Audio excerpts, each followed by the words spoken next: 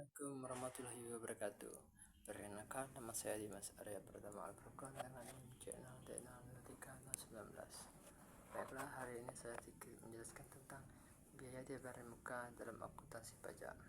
Pertama, pengertiannya.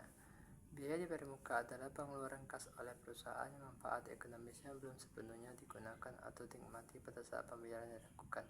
Dalam akuntansi, biaya diberi muka digolongkan sebagai hasil lancar karena manfaat atau jasanya akan diterima dalam periode mendatang. Selanjutnya, karakteristik utama biaya diberi muka.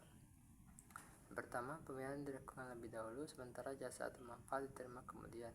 Yang kedua, manfaatnya bersifat jangka pendek, umumnya dalam periode kurang dari 1 tahun, namun dalam beberapa kasus dapat melewati 1 tahun, tetapi tetap diakui sebagai hasil lancar apabila manfaat ekonomisnya diterima dalam siklus dan beroperasi. Yang terakhir, diakui sebagai aset, bukan sebagai beban. Saat pembayaran dilakukan, beban baru diakui seiring berjalannya waktu.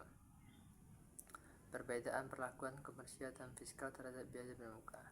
Yang pertama, akuntansi komersial bertujuan untuk menyajikan laporan keuangan yang wajar dan informatif bagi pemangku kepentingan. Secara komersial, biaya bermuka dicatat berdasarkan prinsip accrual dan matching cost with revenue, yaitu biaya harus diakui dalam periode yang sama dengan pendapatan dihasilkannya, meskipun bayaran dilakukan sebelumnya.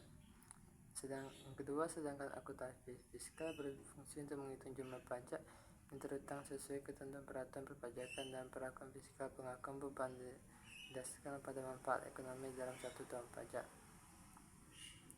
Selanjutnya, contoh koreksi fiskal terhadap biaya dibayar muka. Pembayaran sewa gedung selama 2 tahun sebesar Rp 150 juta yang dibebankan seluruhnya dalam laporan laba rugi dan berjalan. Dalam hal ini, secara komersial seluruhnya mungkin diakui sebagai beban, namun secara fiskal hanya 60 juta yang boleh dibebankan pada tahun berjalan.